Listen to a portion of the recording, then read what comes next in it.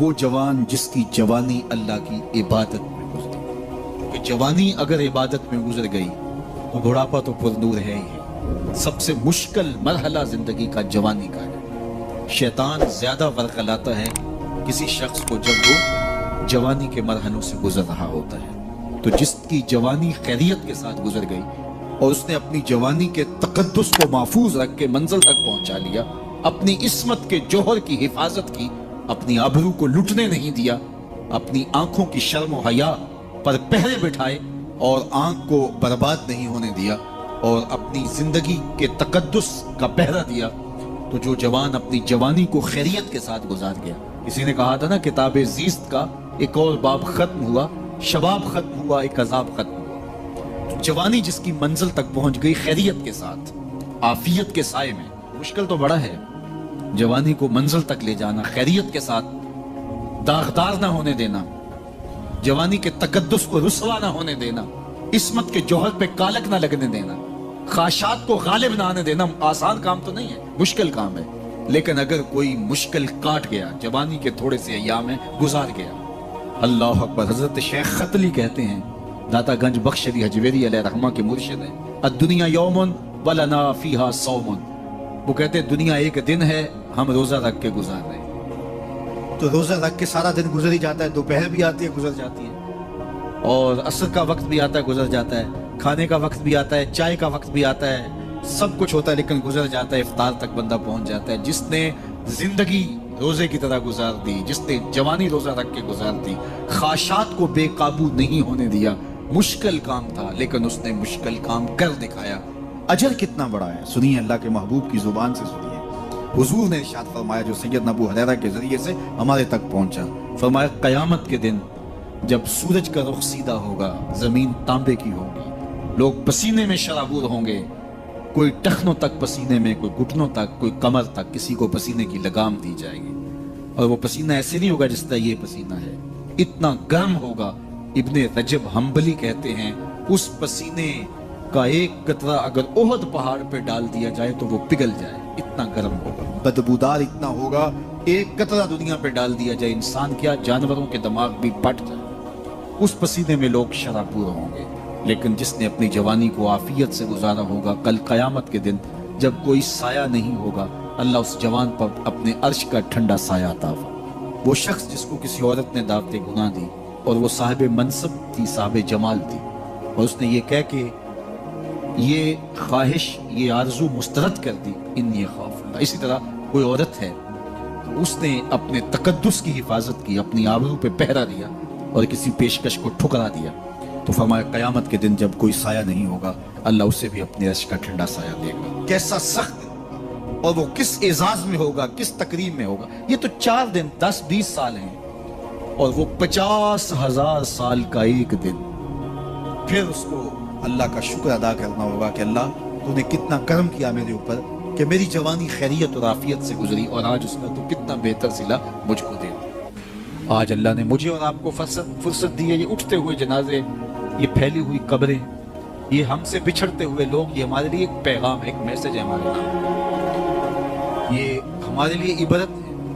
آج وہ جا رہے ہیں تو ہمیں بتا کے جا رہے ہیں کہ صاحب ہم جا رہے ہیں، ہمارے پیچھے تم بھی آ رہے ہیں. اور یہ بات ذہن میں رکھیے، دنیا پر آنے کی ایک ترتیب ہے، دنیا پر جانے کی وہ لازمی ترتیب نہیں ہے. پہلے دادا آتا ہے، پھر باپ آتا ہے، پھر بیٹا آتا ہے، پھر اس کے بعد بچے آتے ہیں. ایسے کبھی نہیں ہوا کہ باپ سے پہلے اولاد آ گئی. دنیا پر آنے کی یہ ترتیب ہے، اور یہ طے شدہ منظم ترتیب ہے.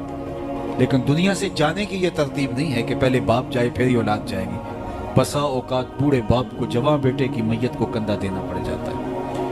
تو یہ دنیا سے کب کوئی جا سکتا ہے مجھے اور آپ کو نہیں پتہ. یہ عمل مخفی رکھا گیا اس لیے تاکہ ہم ہر لحظہ موت کے لیے تیار رہیں. موت کے لیے تیاری یہی ہے کہ ہم توبہ کی دہلیز پہ کھڑے رہیں، اپنے مالک کے حضور رجوع کرتے رہیں، اچھے اعمال کا ذخیرہ کریں، اور کسی کے حق ہمارے ذمہ پر نہ ہو کہ ہم قیامت کے دن جو ہے وہ پچھتائیں. کسی نے اگر کسی کا حق غصب کیا صرف 3 پیسوں کے عوض کے اندر، قیامت کے اندر یہ کرنسی تو ہمارے ساتھ ہوگی نہیں، یہ تو ہم یہی چھوڑ دیں گے.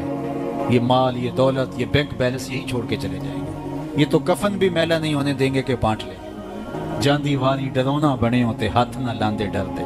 जिन्ना लई तू पाप कमाए अज किथे नहीं तेरे करते।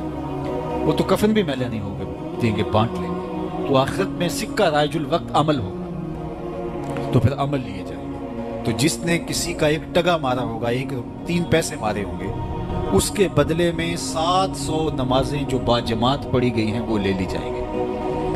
और जो लोगों के प्लाट हड़प कर गए, रिश्वतें, ज्यादतियाँ, जोरो जुल्म और लोगों के साथ ज्यादतियाँ और लोगों का माल हथियाना, खून निचोड़ना, अजियतें देना, तो किस तरह वो क़यामत के दिन ओहदा बना हो सकेंगे। तो आज अल्लाह की रहमत के दर कुशादा हैं और उसकी रहमतें आवाज़ दे रही, आजो पलट के मेरी रहमत के दरवाजे खुले। अल्लाह अकबर। या अय्युहल इंसान मा गर्रका बिरब्बिकल करीम। ऐ इंसान पलट के आ जाते हैं, रब बड़ा ही करीम है। मुझे बताओ, यूं भी कोई आवाज़ देता है, यूं भी कोई पुकारता है? भागे हुए मुजरिम का ताक़ुब किया जाता है, कभी यूं भी प्यार से उसको बुलाया जाता है। लेकिन 70 माओं से ज्यादा प्यार करने वाला रब पुकार पुकार के कह रहा है, ओ भागने वाले आजा, पलट के तेरे रब का दरवाजा खुला हुआ है। वो ये नहीं देखेगा तूने जुर्म कितने किए, वो ये देखेगा तू पलट के आएगा, आ गया है। और वो तेरे गुनाह नहीं देखेगा, तेरे आने को देख के तेरे गुनाहों को बदल के नेकियों में तब्दील कर। जितना बड़ा गुनाहगार है उतना बड़ा नेकोकार बन। आ तो सही, आना तो तूने है ही। फिर जो कफन में मुंह छुपा छुपा के आता फिरेगा, फिर जो तुझे लोग उठा के लाएंगे। अच्छा नहीं है कि अपने कदमों से खुद ही चल के आ जा। आज खुले मुंह आ जा, उसकी रहमतें तेरे इस्तिकबाल करने के लिए मुंतजिर हैं। आज वो आवाज दे के कह रहा है, आजा मेरी रहमतें तेरी मुंतजिर। मा गर्रका बिरब्बिकल करीम।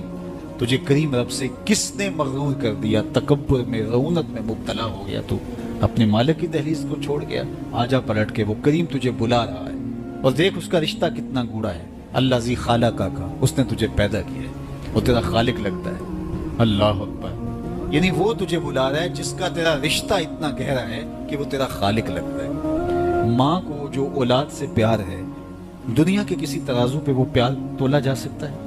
माँ की मोहब्बत का कहीं वजन हो सकता है? आजकल ये आपके भी थोड़ा सा आगे गुजरे तो इतने बड़े तराजू गाड़ दिए गए हैं जहाँ पूरा कंटेनर तोल लिया जाता है। तो मैं दोस्तों को कहता हूँ कि आज इतने बड़े बड़े तराजू ईजाद हो गए हैं कि जहाँ कंटेनर तोड़ लिए जाते हैं, पहाड़ तोड़ लिए जाते हैं आज जदीद दुनिया के अंदर। लेकिन कोई तराजू ऐसा आज तक ईजाद नहीं हुआ जिस पर माँ के प्यार को भी तोला जा सके। उसके सीने में जो तड़पती हुई ममता रखी गई है, मोहब्बत का जो जहां आबाद कर दिया गया, उल्फतों की एक कायनात माँ के सीने में रख दी गई है, उसका नेमुल बदल क्या बदल भी मौजूद नहीं है। माँ जब बोलती है तो उसके लहजे में जिब्रील बोलता है। माँ जब मुस्कुराती है तो लगता है जन्नत की सारी कलियां खिल उठी हैं। वो सीने में दर्द, वो दरक, वो मोहब्बत, वो कायनात, वो अनोखा प्यार जो औलाद के लिए रखती है, ये इतना प्यार माँ के सीने में पैदा कैसे हुआ? तो आपके पास एक ही जवाब होगा, इसलिए कि माँ ने औलाद को जन्म दिया है। तो मैं यहाँ आपकी तवज्जो चाहूँगा, जिस माँ ने औलाद को जन्म दिया है वो इतना प्यार करती है, तो जिस रब ने खलक किया है वो कितना प्यार करता है। मैं आपकी तवज्जो चाहूँगा, मुझे और कोई नहीं चाहिए, सिर्फ तवज्जो चाहिएगा। सिर्फ नज़ारे के लिए जुम्बश मिजगां भी भार है, नरगिस की आंख से तुझे देखा करे कोई। तो मेरी आरज़ू ये है कि आपकी तमाम तर तवज्जो मेरी जानिब मबज़ूल हो। थोड़े वक्त में जिस शिद्दत की गर्मी में आप बैठे हैं मुझे इसका एहसास है, तो मैं चाहूँगा कि चंद बातें आप तक पहुँच जाए। तो जो माँ इतना प्यार करती है वो इसलिए कि माँ ने जन्म दिया है, तो जिसने जन्म दिया है वो इतना प्यार करती है, तो जिस रब ने खलक किया है वो कितना प्यार। तो माँ की दहलीज छोड़ के बेटा भाग जाए तो माँ आवाज़ देती ना, पुत्र कहाँ भाग रहा है, आजा पलट के, इतनी ठंडी छाँव कहीं नहीं मिलेगी, इतना प्यार तुझे कहीं से नहीं मिल सकता, आजा पलट के। माएँ तो माएँ होती है और औलाद के लिए उनके सीने में जो तड़पती हुई ममता होती है और प्यार का जो एक आबाद जहां होता है वो एक अलग ही कायनात है, वो एक अलग ही जहां है। वो कहते हैं ना कि किसी ने कहा कि मैं तो तेरे से तब राजी होंगी कि तू अपनी माँ का कलेजा निकाल के लाएगा। तो वो बदमस्त आशिक अपनी माँ की आरजू, अपनी महबूबा की आरजू को पूरा करने के लिए इस अमल से भी गुजर गया और माँ का कलेजा चीरा और तश्तरी में रख के अपनी महबूबा के लिए उसका कलेजा ला रहा था। तो रास्ते में ठोकर लगी तो माँ के कलेजे से आवाज आई कि पुत्र सटते नहीं लगी। ये माँ के प्यार का रूप है, ये माँ की मोहब्बत के बिखरे हुए रंग है, ये छलकता हुआ उजाला और नूर और रोशनी है। माँ इतना प्यार करती है, अल्लाह अकबर। तो माँ को इतना प्यार इसलिए है कि उसने जन्म दिया और रब ने तो खलक किया दस्ते कुदरत से। तो माँ की दहलीज छोड़ के बच्चा भाग जाए तो माँ कहती है पुत्र आजा वापस पलट के, اور جب بیٹا پلٹ کے آتا ہے تو ماں سب بھول جاتی ہے کس نے کیا کیا تھا. تو جو 70 ماؤں سے زیادہ پیار کرتا ہے اس کی بھی آوازیں آ رہی ہیں, لا تقنطوا من رحمت اللہ, آجا پلٹ کے میری رحمت سے نا امید نہ ہونا. میں یہ نہیں دیکھوں گا تو مجرم کتنا بڑا ہے, میں یہ دیکھوں گا تو میری دہلیز سے پلٹ کے آ گیا ہے. تو اس کی رحمتیں بندے کو پکار رہی. تو یہ اٹھتے ہوئے جنازے, یہ پھیلی ہوئی قبریں, اور یہ ہم سے بچھڑتے ہوئے ہمارے احباب, دوست, بھائی, عزیز, یہ ہمیں بتاتے ہیں کہ میاں اس زندگی سے, زندگی کا متعین سفر کاٹ کر کے تم بالآخر اللہ کے حضور پلٹ کے آنے والے ہو. اخروی زندگی کے لیے اچھے اعمال کا ذخیرہ جمع کرو اور اپنی آخرت کی تیاری کرو. چونکہ موت جب آ جاتی ہے تو ایک لمحے کا بھی تقدم و تاخر نہیں ہوتا. موت ایک اٹل طے شدہ امر واقعی اور حقیقت واقعہ ہے. بہر صورت اس نے آ کے رہنا ہے, بلکہ اللہ تعالیٰ جل شانہ نے اس کو اچانک رکھ کر کے ہمیں ہر وقت مستعد اور فعال رہنے کی ترغیب دی, تاکہ ہم ہر لحظہ, ہر ساتھ اپنے آپ کو آمادہ رکھیں. کسی وقت بھی بلاوا آ سکتا ہے اور ہم موت کی اس گاڑی میں سوار ہو سکتے ہیں. اللہ اکبر. تو آئیے میں اور آپ اللہ کی بارگاہ میں دعا بھی کرتے ہیں اور اپنی زندگی کو بہتر بنانے کی منصوبہ بندی بھی کرتے ہیں. جب لوگ ہم سے جدا ہوتے ہیں تو ہمیں عبرت ہوتی ہے کہ ہم بھی جا رہے ہیں. حضرت یعقوب علیہ السلام نے حضرت اسرائیل سے عہد لے رکھا تھا کہ میری روح قبض کرنے کے لیے اچانک نہیں آنا, پہلے کوئی قاصد بھیج دینا تاکہ میں موت کی تیاری کر لوں. انبیاء تو تیاری ہوتے ہیں, کچھ چیزیں تعلیم امت کے لیے ہوتی. تو کہا کہ جی میرا وعدہ رہا. تو ایک عرصے کے بعد حضرت اسرائیل حاضر خدمت ہوئے اور کہا کہ حضور میں قبض روح کے لیے آیا ہوں. فرمایا تم نے تو وعدہ کیا تھا اچانک نہیں آؤں گا, تم اچانک آ گئے, کوئی قاصد نہیں بھیجا. تو کہا حضرت میں نے تو قاصد بھیجے تھے. فرمایا میرے پاس تو ایک بھی نہیں آیا. عرض کی حضور آپ کے سامنے کتنے لوگوں کی موت واقع ہوئی, یہ میرا قاصد نہیں تھا تو اور کیا تھا. آپ کی داڑھی میں سفید بال آ گئے, یہ میرا قاصد نہیں تھا تو اور کیا تھا. جب کمر میں خم آنے لگے, جب اعضاء مدمحل ہونے لگے, جب چلتے ہوئے ٹھوکنے لگے, جب زبان میں لکنت آنے لگے, جب یادداشت کھونے لگے, جب بالوں میں چاندی اترنے لگے, جب انسان کے اعضاء جواب دینے لگے, تو سمجھو یہ پیغام موت آ گیا ہے. اللہ اکبر. حضرت عمر رضی اللہ تعالیٰ عنہ دربار میں بیٹھے تھے تو ایک صاحب آیا, اس نے کہا کہ یا عمر لا تنسا موتک, عمر اپنی موت کو نہیں بھولنا. اور یوں کانپنے لگے حضرت عمر جیسے بیت کی شاخ کانپتی ہے. اور اسے کہا کہ روز آ کے مجھے تذکیر کر جایا کر. وہ روز آتا ہے, بڑے دربار میں کھڑا ہو کے کہتا ہے عمر اپنی موت کو نہیں بھولنا. ایک دن آیا, آپ نے اس کو کہا میاں آج کے بعد نہیں آنا. کوئی اور شخص آنے لگا, فرمایا نہیں. تذکیر موت کی ضرورت نہیں رہی, فرمایا نہیں. مجھ سے کوئی گستاخی ہوگی, فرمایا نہیں. تو پھر مجھے چھٹی کیوں دی جا رہی ہے. تو حضرت عمر روئے اور یوں داڑھی پہ ہاتھ رکھا اور ایک بال الگ کر کے کہا یہ دیکھ میری داڑھی میں سفید بال آ گیا, اب یہ مجھے چین سے نہیں بیٹھنے دے گا. ہماری تو پوری داڑھی بھی سفید ہو جائے نا. میاں صاحب نے کہا ہڈیاں کھڑکن, ہڈیاں کمبن گوڈے کھڑکن تے اڑ گیا لک تیرا, اجے بھی بدیوں باز نہ آئے جیو مدد تلیرا, فما اصبرہم علی النار. اللہ قرآن میں فرماتا کتنا حوصلہ ہے لوگوں کا آگ پر, کتنی ڈٹائی کے ساتھ کہہ دیتے ہیں یہ جہاں مٹھا ملا کس نے ڈٹھا. قبرستانوں میں جا کے دیکھو کس نے دیکھا ہے آخر والا جہاں. حضرت سیدنا غوث اعظم الشیخ عبد القادر الجیلانی علیہ رحمہ و رضوان فرماتے جاؤ قبرستانوں میں جا کر دیکھو کیسے کیسے حسینوں کی مٹی خراب ہو رہی ہے. جو بدن پہ چٹکی مٹی نہیں پڑنے دیتے تھے آج ان کے کفن بھی تار تار ہو گئے. خیر کنے فلاں و غنیمت شمار عمر زاں بیشتر کے بانگ برائت کے فلاں نمان. تو نے بھی چلے جانا ہے, یہاں بیٹھ نہیں رہنا. یہ اٹھتے ہوئے جنازے تجھے عبرت دیتے, یہ پھیلی ہوئی قبریں تمہیں بتاتی ہیں کہ میاں تم بھی اسی مٹی کا رزق بننے والے ہو, تمہیں یہی چادر اوڑھ کے سونے والے ہو. تم دو لباس کے دو کپڑوں کے اندر, دو سفید چادروں کے اندر ملو. کہاں گئی وہ پوشاکیں, کہاں گئے وہ برانڈ, کہاں گئے وہ تمہارے قیمتی بیڈ, اور کہاں گئے اے سی لگے ماحول سے آراستہ کمرے. امیر ہے یا غریب ہے وہ 2 گز زمین, اور وہی مٹی کا اوڑھنا, مٹی کا بچھونا, وہی 2 گز کفن, وہی کل کائنات, اور وہاں جو کیے ہوئے عمل ہیں وہی سکہ رائج الوقت ہوگا. تو قبل اس سے کہ وہ وقت آ جائے اور پھر ہاتھ ملے, فلاں چیخ چیخ کے کہتا تھا مجھے اس کی بات سن لینی چاہیے تھی, فلاں پکار کے کہتا تھا اس کی آواز پہ کان دھرنا چاہیے تھا, فلاں اٹھتا ہوا جنازہ مجھے عبرت دے دیتا, فلاں بندے نے مجھے یہ کہا تھا اس کی بات پہ کاش میں عمل کر لیا ہوتا.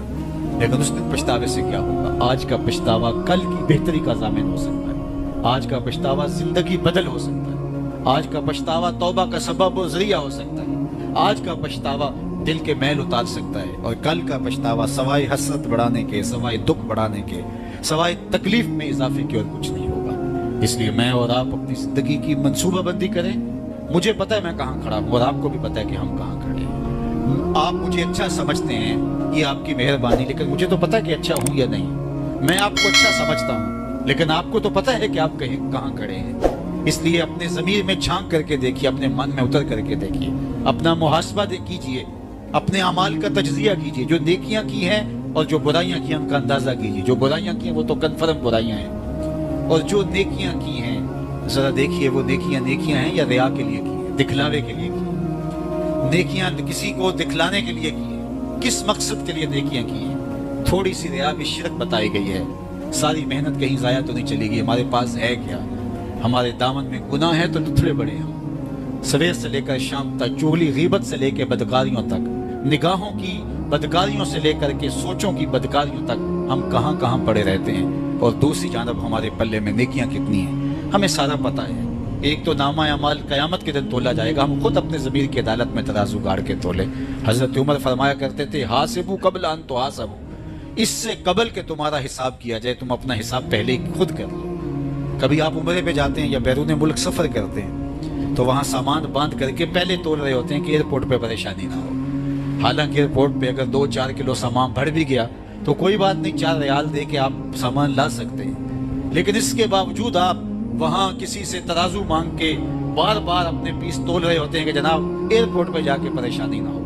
تو اس دنیا پر بھی اعمال تول لو، کہیں نزاع کے وقت پریشانی نہ ہو، کہ حشر کے وقت جب اعمال تولنے لگے تو وہاں پریشانی نہ ہو۔ تو یہ تھوڑا سا وقت ہے، یہ زندگی مختصر ہے، اور ہم تیزی کے ساتھ موت کی طرف بڑھ رہے ہیں۔ حضرت سیدنا علی المرتضیٰ رضی اللہ تعالیٰ عنہ فرماتے ہیں، یہ تمہاری سانسیں جو ہیں یہ موت کی طرف اٹھتے ہوئے قدم ہیں۔ تم سمجھتے ہو ہم بڑے ہو رہے ہیں، لیکن حقیقت میں تم چھوٹے ہو رہے ہو، کیونکہ گنتی جب الٹی شروع ہو جائے تو کام جلدی 0 پر پہنچتا ہے۔ کبھی آپ اشارے پہ رکے ہوں تو 60 سے نیچے آ رہی ہو یا 70 سے یا 120 سے، تو کام تو 0 پہ آ جاتا ہے، اور جب کام 0 پہ آ جاتا ہے تو پھر نال بتی جل جاتی ہے۔ اللہ اکبر۔ تو یہ تیزی کے ساتھ زندگی گزر رہی ہے، اور ہم کوئی 60 سے نیچے آ رہا ہے، کوئی 55 سے نیچے آ رہا ہے، کوئی 50 سے نیچے آ رہا ہے، اور جب 0 تک آ جائیں گے پھر اس سے آگے تو کچھ بھی نہیں ہے۔ ایک روایت میں آتا ہے، ان اللہ یحب الشاب التائب، اللہ تعالیٰ توبہ کرنے والے جوان کو پسند کرتا ہے، اس سے محبت کرتا ہے۔